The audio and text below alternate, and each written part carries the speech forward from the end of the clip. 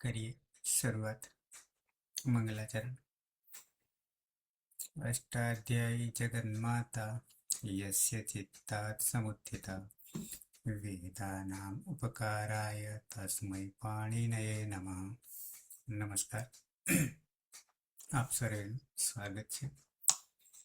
આપણે જોઈ રહ્યા છીએ હવે જુગત્યાદિમાંથી સીધા ભવાદિમાં આવી જઈએ. છેલ્લે જ્યાંથી અટક્યા હતા ત્યાંથી યાદ કરીએ તો શાન ગુપ્તિભ્ય શન પછી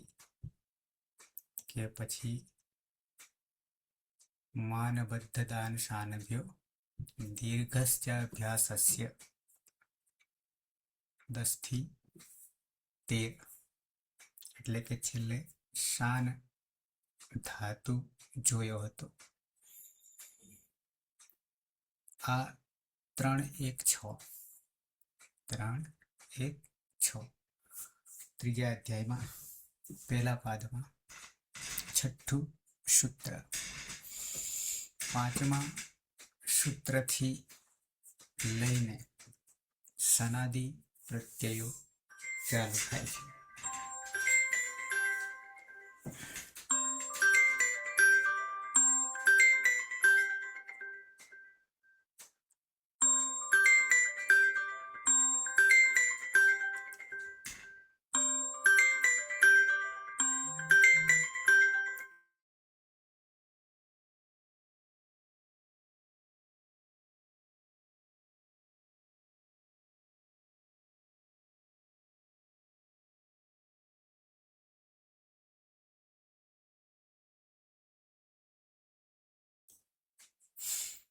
તો 13મા ક્રમે શાન ધાતુ હતો. ત્યાંથી આપણે સીધા જુગત્યાદિ ગણમાં ત્રીજા ગણમાં જતા રહ્યા હતા અને ત્રીજા ગણના 24 ધાતુઓ આપણે જોઈ ગયા, જેમાં દ્વિત્વાભ્યાસ કાર્ય હતું મેન આનાથી અલગ. હવે પાછા ભવાદિ પ્રથમ ગણમાં આવી જઈએ છીએ. તો 14મું સૂત્ર, સૂત્ર નહીં ધાતુ, 14મું ધાતુ વિશેષ ધાતુ છે ભવાદિ ગણના. તો વિશેષ ધાતુમાં 14મા ક્રમે ટુ ભ્રાશ્રુ દીપ્તૌ ધાતુ છે.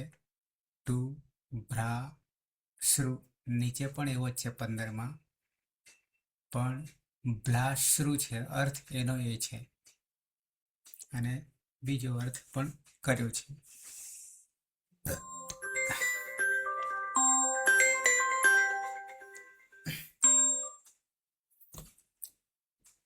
ભ્રમુ, ક્રમુ અને લશ સુધી એક જ સૂત્ર આવશે 18મા સુધી. સૂત્ર છે આપણું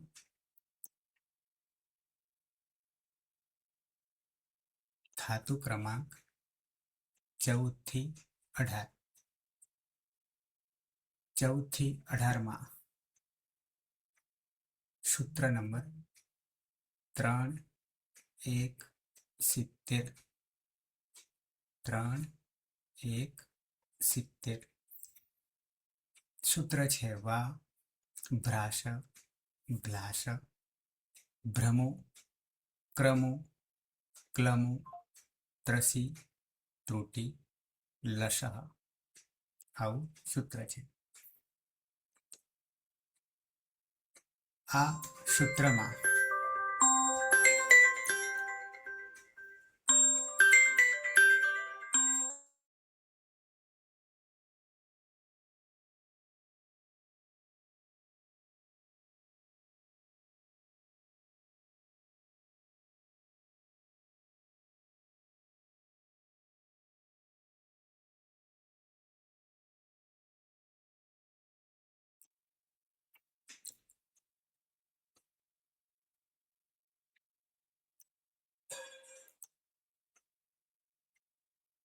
ક્યાં જતા રહ્યા?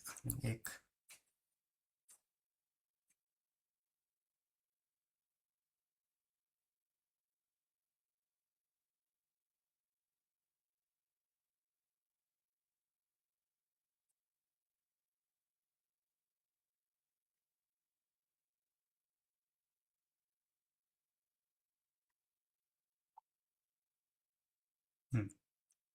ત્રણ એક 70. વા ભ્રાશ ભ્લાશ ભ્રમુ ક્રમુ ક્લમુ ત્રસી ત્રુટી લશ, આવું સૂત્ર છે. ધાતુ 8 છે. ધાતુ 8 છે. એમાંથી 5 ધાતુ ભવાદી ગણના છે. બાકીના દિવાદી ચોથા ગણના પણ છે. તુદાદી ગણનો પણ એક છે. એટલે અલગ અલગ ગણના ધાતુઓ છે, પણ મોટા ભાગે ભવાદી ગણના 5 છે. આપણે એક એક જોઈશું, બધાની એક સાથે ચર્ચા નહીં કરીએ. તો એક એક એટલે કે પહેલા તો પહેલો જ ધાતુ લઈશું, અને પહેલો ધાતુ જ્યારે લઈએ ત્યારે સૂત્રમાં 3 1 70 વા અથવા છે, વિકલ્પે છે. પછી બધા ધાતુઓના નામ છે. અને એ નામમાં ઉપદેશ અવસ્થામાં ધાતુ 5 એ ભવાદી ગણમાં એટલે કે પહેલા ગણના છે. એટલા જ અહીંયા યાદીમાં 14 થી 18 સુધીમાં આપ્યા છે. બાકીના ધાતુ જે તે ગણમાં છે, દિવાદીમાં છે અને તુદાદીમાં પણ છે એક, એમ કરીને કુલ 8 થશે. એટલે આપણે એક એક જોઈશું. સૂત્રનો અર્થ શું છે? તો આખા સૂત્રની અંદર માત્ર ધાતુના નામ જ છે અને આગળ વા છે. વા જે છે એ વિકલ્પે છે અથવા છે. તો અથવા જોતા પહેલા, વા જોતા પહેલા એ કોના વિકલ્પે છે? તો આવીશું અષ્ટાધ્યાયમાં 3 1 70. વાભ્રાશ ભ્લાશ ભ્રમુક ક્રમુક ક્લમુત્રસી ત્રુટિલશઃ. વાભ્રાશ ભ્લાશ ભ્રમુક ક્રમુક ક્લમુત્રસી ત્રુટિલશઃ. તો આ સૂત્ર છે.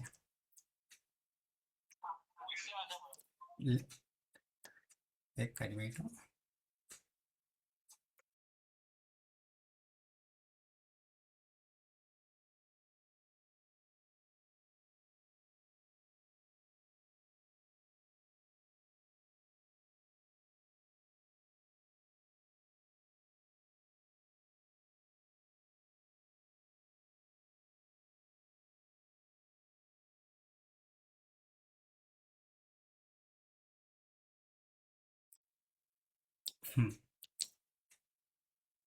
તો વા જે છે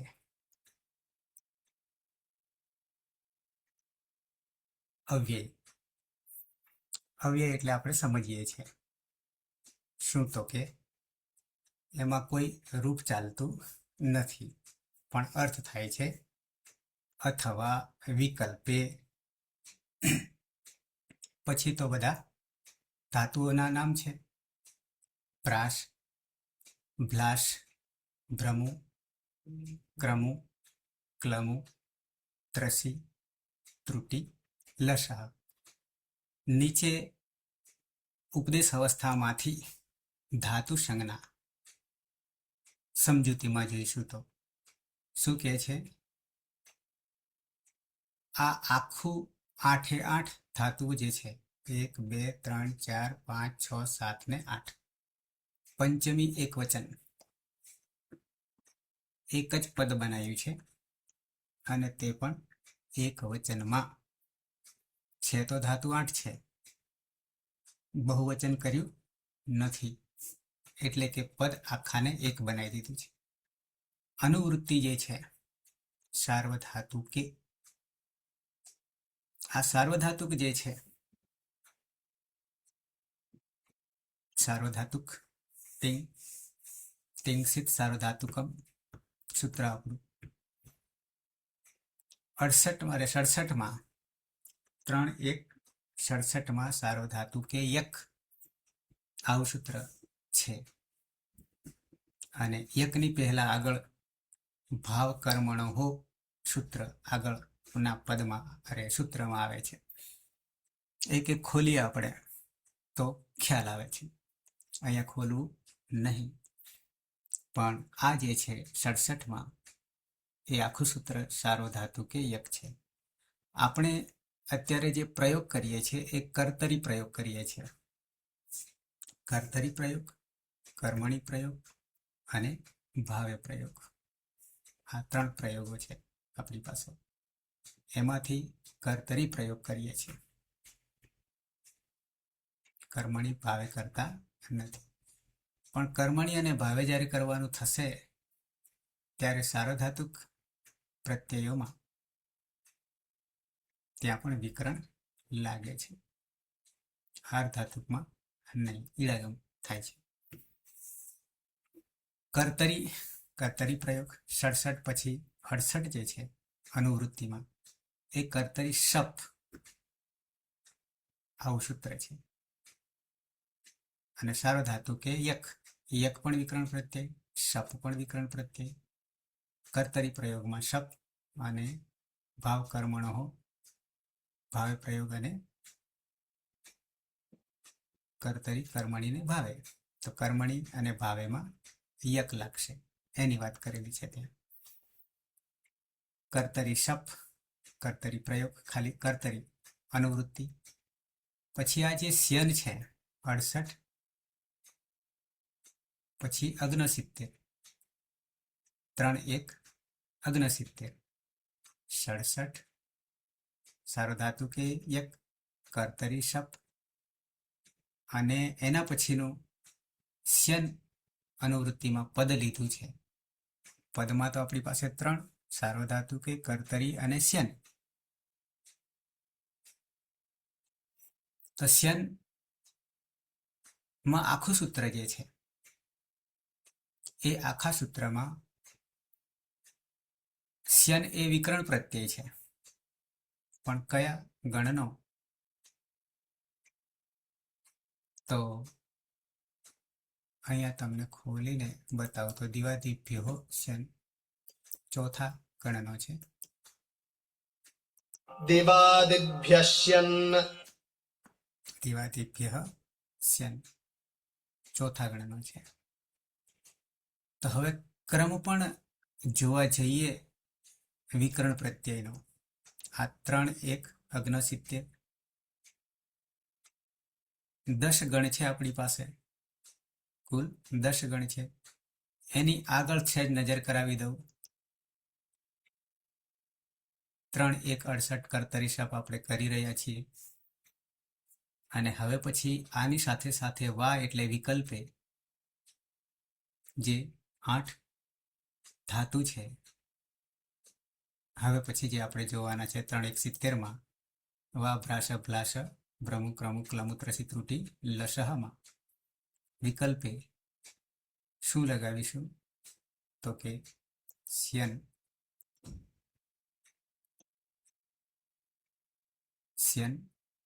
વિકરણ પ્રત્યય લગાવીશું. તો સ્યન જે છે એ કયા ગણનો છે? તો કે દિવાદિભ્ય સ્યન. કર્તરી શપ પછી તરતનું છે, કર્તરી શપ પછી તરતનું છે, દિવાદિભ્ય સ્યન. પાછળ જઈએ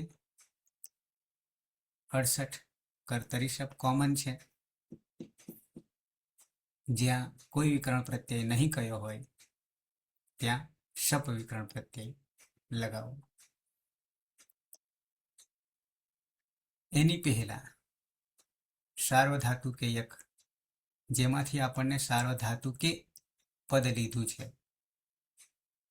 એના પછીનામાં કર્તરી લીધું છે અને એના પછી આપણે સ્યન લીધું છે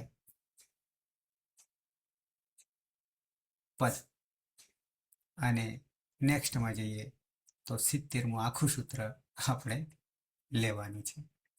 પણ આ સૂત્રથી સમજવાનું એટલું જ છે કે વિકલ્પે આટલા ધાતુમાં સ્યન વિકરણ પ્રત્યય લાગે છે એવું અનુવૃત્તિથી જાણવાનું છે. તો વાથી વિકલ્પે શું થાય તો કે બાકીના તો ધાતુના નામ જ છે. શું નામ છે ધાતુના? તો કે ભ્રાસ, ભ્લાશ, ભ્રમ, ક્રમ, ક્લમ, ત્રસ, ત્રુટ, લશ. સૂત્ર બનાવ્યું છે વા ભ્રાસ ભ્લાસ ભ્રમો ક્રમો ક્લમો ત્રસી ત્રુટી લશ. આવું સૂત્ર છે. એટલે સૂત્ર યાદ રાખીશું ત્યારે આપણને આપોઆપ ધાતુના નામ યાદ રહી જશે. આમ નહીં યાદ રહે પણ સૂત્રની રીતે યાદ રહેશે. તો એટલા 8 ધાતુ પણ તૈયાર થઈ જશે. તો ફરી પાછો અર્થની દ્રષ્ટિએ જોઈએ તો શું કહેવા માંગે છે? આટલા 8 ધાતુમાં વાથી વિકલ્પે, વાનો અર્થ શું કરીશું? વિકલ્પે શું થાય છે તો કે સ્યન વિકરણ પ્રત્યય લાગે છે. આટલો જ અર્થ કરીશું. આ ધાતુમાં 8 એક ધાતુને બાદ કરતા દરેકમાં કર્તરી શપ લાગશે, વિકરણ અને સાથે સ્યન લાગશે. એક ધાતુમાં એકલો શ લાગશે, તુદાદી ગણનો હોવાના કારણે શપ નહીં લાગે. ભવાદીમાં હોવાના કારણે શપ લાગશે, કારણ કે ભવાદી પહેલા ગણનો કોઈ વિકરણ પ્રત્યય આપ્યો નહીં, પણ આપણે કોમન શપ છે કર્તરી શપ. કર્તરી પ્રયોગમાં તુદાદી આવશે તો એકલો શ આવશે અને દિવાદી આવશે તો સ્યન આવશે.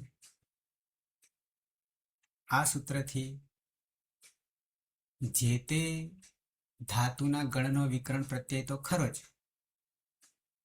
પણ સાથે સાથે વિકલ્પે સ્યન વિકરણ પ્રત્યય લાગશે. આટલી જ વાત છે. રહી હવે વાત ધાતુઓની. તો ધાતુઓ માત્ર એક જ સમજીશું અત્યારે. ફરી પાછા 3 1 70 આપણું સૂત્ર વા ભ્રાસ ભ્લાસ ભ્રમુ ક્રમુ ક્લમુ ત્રસી ત્રુટી લશ. એની પહેલાનું દિવાદિભ્ય સ્યન. આ ચોથા ગણનું વિકરણ પ્રત્યય માટેનું સૂત્ર છે. અહીંયા નામ આપ્યું છે, આ દિવાદિભ્ય પંચમી બહુવચન લખ્યું છે. તો દિવાદી તો ગણ છે, કયા ક્રમે આવશે? ચોથા ક્રમે આવશે. તો 1 4 6 10, 1 4 6 10. તો છઠ્ઠા ગણના પણ છે ધાતુ આપણી પાસે અહીંયા. તો સારો ધાતુ કે કર્તરી પ્રત્યય પરે દિવાદી ગણસ્ય ધાતો પરઃ સ્યન પ્રત્યય વિધીયતે. શન પ્રત્યય ઓલરેડી વિકરણ છે, તો એના માટેનું આ સૂત્ર છે દિવાદિભ્ય સ્યન. એની પાછળ આવીએ તો કર્તરી શબ્દ કોમન છે દરેક માટે, જ્યાં કોઈ વિકરણ પ્રત્યય નહીં આપ્યો હોય એના માટે છે. એનાથી હજી પાછળ આવીએ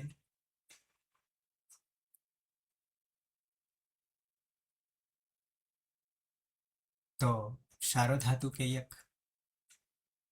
પણ અહીંયા અનુવૃત્તિમાં ભાવ કર્મણો 66માં 67 છે, ત્યાંય આપણે જઈએ તો ચીણ ભાવ કર્મણો લખ્યું છે, એમાંથી ભાવ કર્મણો માત્ર અનુવૃત્તિ તરીકે આવ્યું છે આમાં. તો આ એક પણ વિકરણ છે, પણ ક્યાં લાગે? ભાવે પ્રયોગ અને કર્મણી પ્રયોગ, કર્તરીમાં શબ્દ. તો 3:1:67 થી ત્રીજા અધ્યાયની શરૂઆતમાં પ્રત્યયોની શરૂઆત કરે છે. આખો અધ્યાય ધાતુને લાગનારા પ્રત્યયો, એમાં પહેલા સનાદી લે છે, પછી વિકરણ લે છે. સનાદી 12 છે, પછી તરત જ વિકરણ પ્રત્યયની શરૂઆત કરે છે. આ એનો ક્રમ છે. તો ક્રમની દ્રષ્ટિએ પણ આપણને સૂત્રો યાદ રહે એટલા માટે તમને આ વિગત મેં બતાવી છે. અને 1 થી 6 સૂત્રો જે છે એમાં 4 સૂત્રો કોમન છે. કોમન એટલે કે છેક ત્રીજા, ચોથા અને પાંચમા અધ્યાય સુધી જશે. અને પાંચમા સૂત્રથી એ આપણે સનાદી પ્રત્યય શરૂ થઈ જાય છે, 22 સુધી ચાલશે.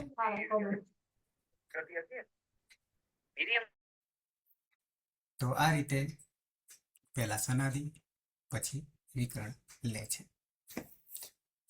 એમાં વિશેષ ધાતુમાં 5 ભવાદી ગણના, 5 ભવાદી અહીંયા લખ્યું છે, પછી નીચે જો ભવાદી ભવાદી ભવાદી 3 ટુ ભ્રાસૃ ટુ ભ્લાસૃ ભ્રમુ.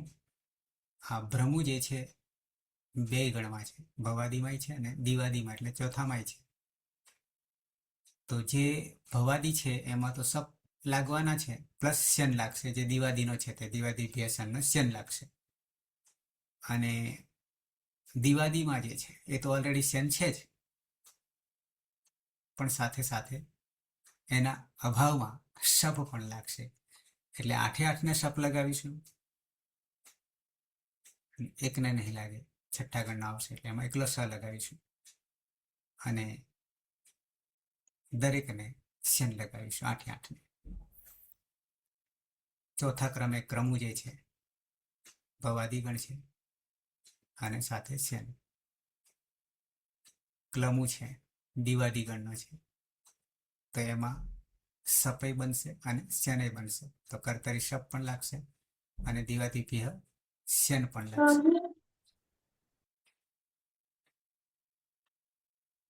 ક્યાંક ક્યાંક દીર્ઘ થવાના અલગ સૂત્રો ધાતુમાં આગળ આવે છે, આપણે જે તે ધાતુમાં જોઈશું.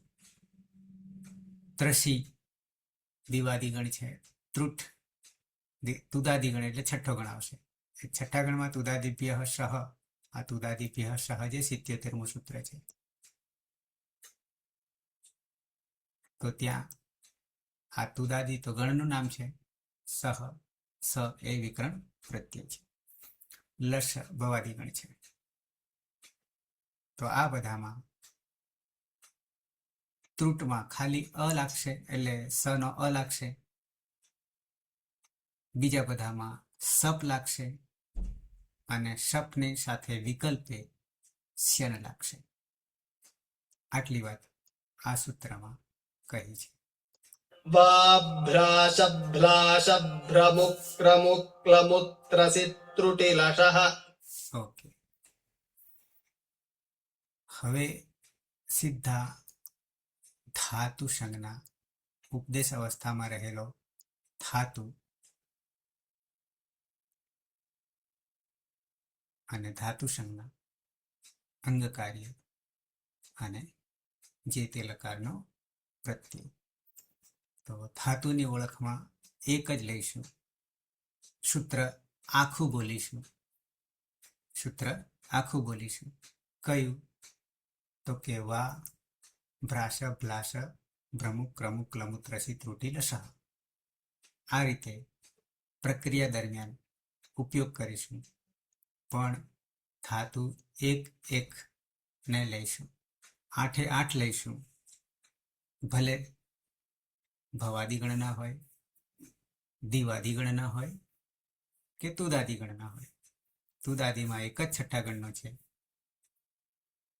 5 ભવાદી ગણ પહેલા ગણના છે અને બીજા દિવાદી ગણ. તો 14મા ક્રમે ટુ, આ ધ્યાન રાખવાનું ઉપદેશ અવસ્થામાં, ટુ ભ્રાશ્રુ શમાં રહેલ રૂ જે છે અચ, એની નીચે લીટી છે આડી, અનુદાત્તનું ચિહ્ન છે, ઉપર ચંદ્રબિંદી છે, ઉપર ચંદ્રબિંદી છે.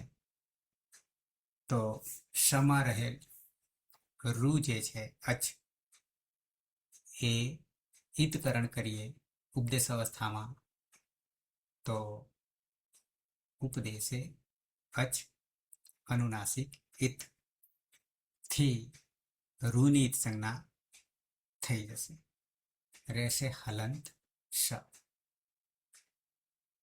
ટુ જે છે આગળ ક્યાં છે? આગળ કયા સૂત્રથી જશે?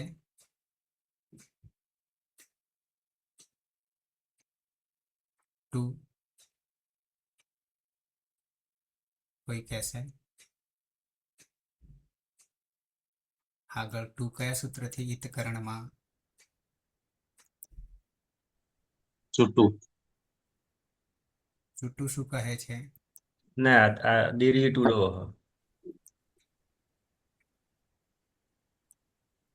આદિરી ટુડો. ટુડવઃ.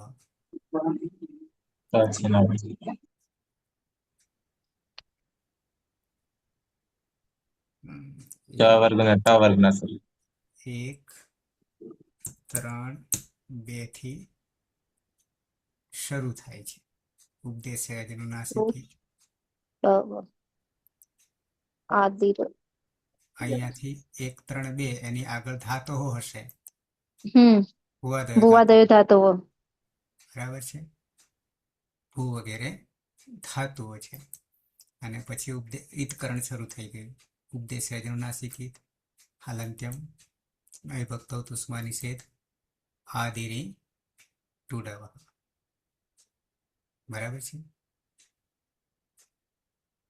તો અહીંયા 1, 3, 5માં ઉપદેશ અવસ્થામાં આદિમાં રહે ઈ, ટુ અને ડુ શું થઈ જશે? તો કે ઈત સંજ્ઞક થઈ જશે. તસ્ય લોપઃ અદર્શનક લોપઃ. છઠ્ઠું સહ પ્રત્યયસ્ય, ખાલી પ્રત્યયની વાત છે. ચૂટું ત્યાં પણ પ્રત્યયની વાત છે, પ્રત્યયની વાત છે. આ વસ્તુ ધ્યાન રાખજો ચૂટુમાં શું છે તે. અને સહ પ્રત્યયસ્યમાં સ છે પણ પ્રત્યયની વાત છે. જ્યારે આદિરી ટુડવઃ જે છે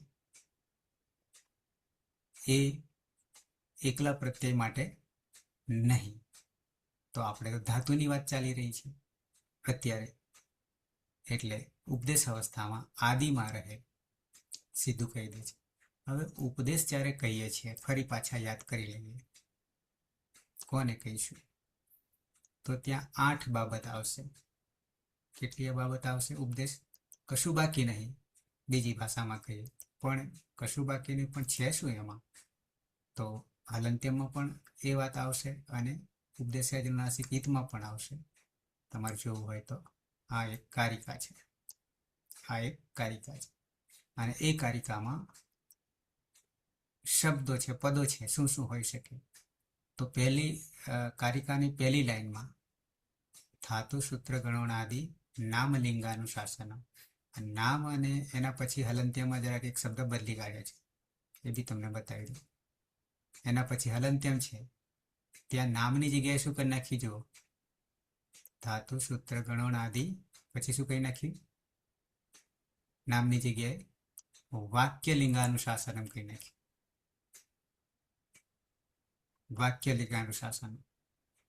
અને 2માં જોશો તો નામલિંગાનુશાસન કરી છે.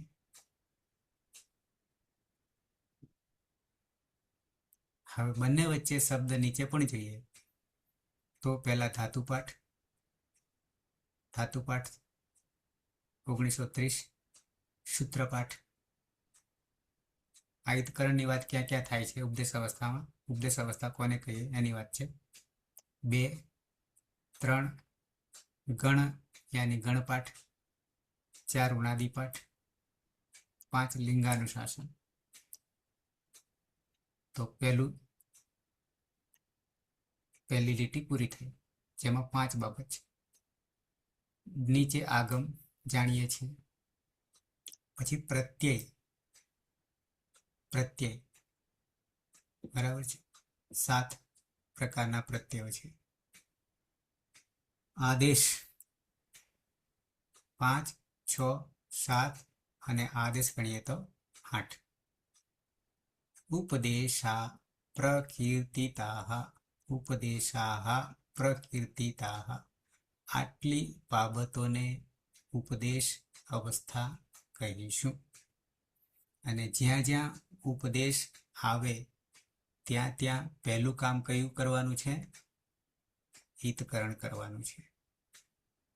અને હિતકરણ 1, 3, 2 થી માંડીને 9 સુધી કે 10 સુધી અલંત્યમ નવિભક્તો તુષ્મ આદિરીટુડવ સપ્રત્યયસ્ય ચોટુ લશક વતતી તે તસ્ય લોપ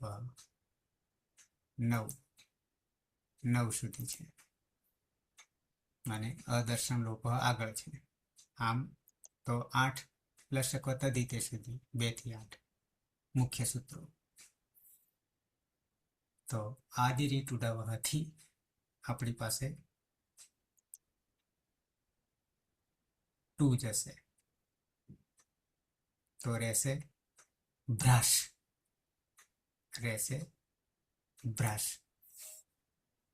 ભ્રાશમાં ભવાદિગણનો ધાતુ છે.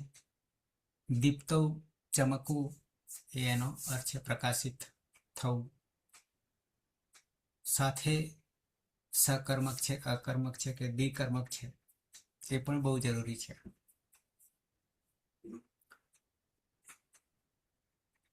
ભ્રાશ સહલંતમાંથી તાલવ્ય શમાંથી હલંત શમાંથી વિકરણ પ્રત્યય કર્તરી શપ જ્યારે લગાવીએ આપણે ત્યારે સપમાં રહેલો અ શમાં આવતા રહેતા ભ્રાશ.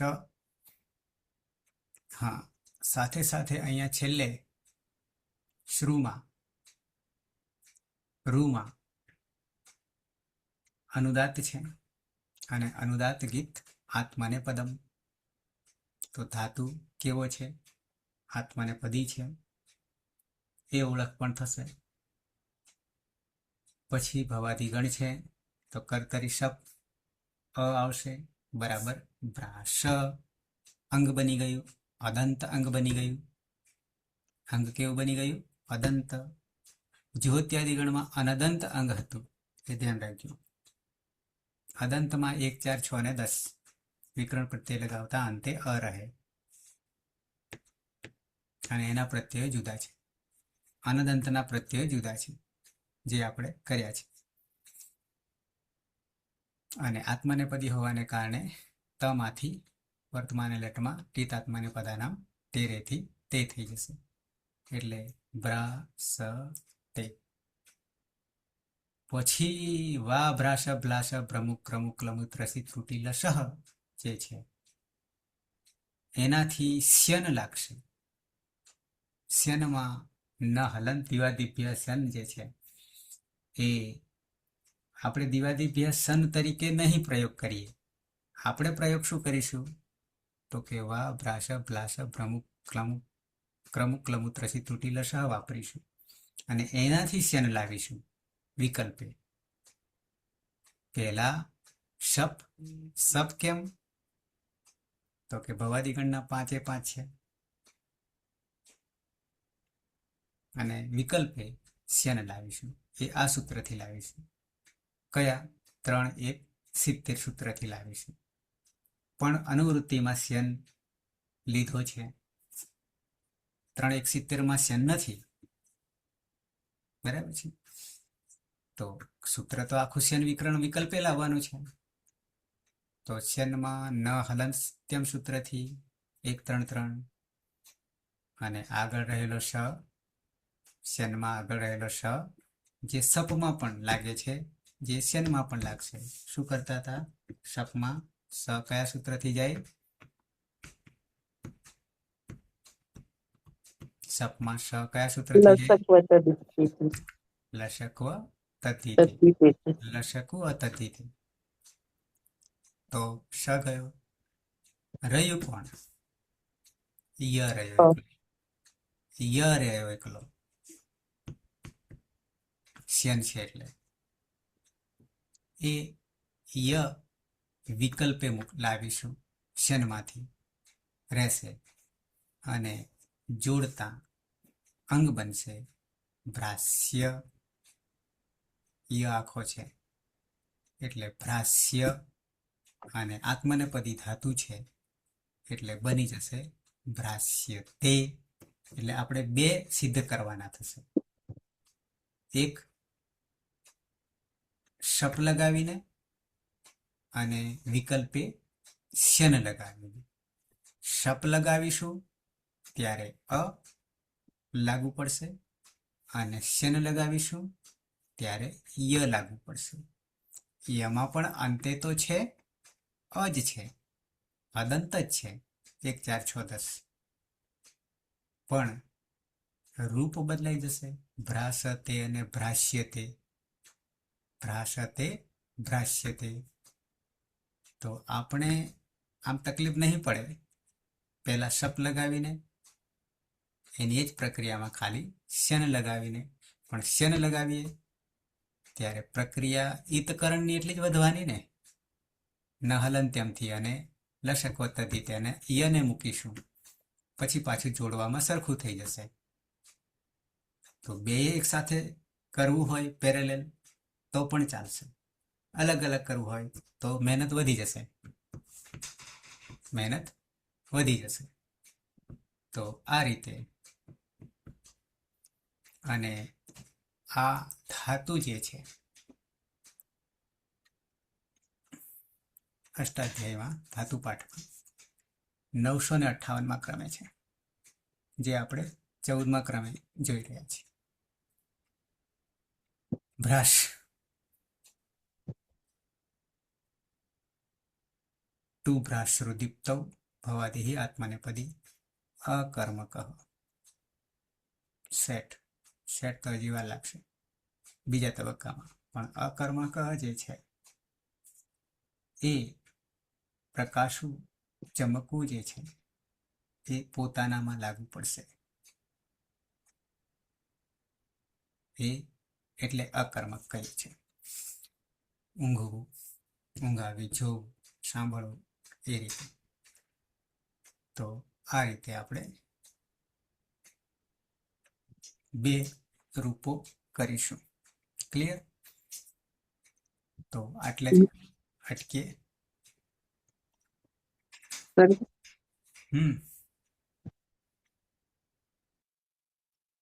છે કઈ કોઈને? નહીં. મંગલાચરણ. સદાશિવ સમારંભામ તથા પાણિનિ મધ્યમામ અસ્મદાચાર્ય પર્યંતામ વંદે ગુરુ પરંપરામ. વંદે ગુરુ પરંપરામ. વંદે ગુરુ પરંપરામ. શુભરાત્રિ. કાલે મળીએ 9 વાગે.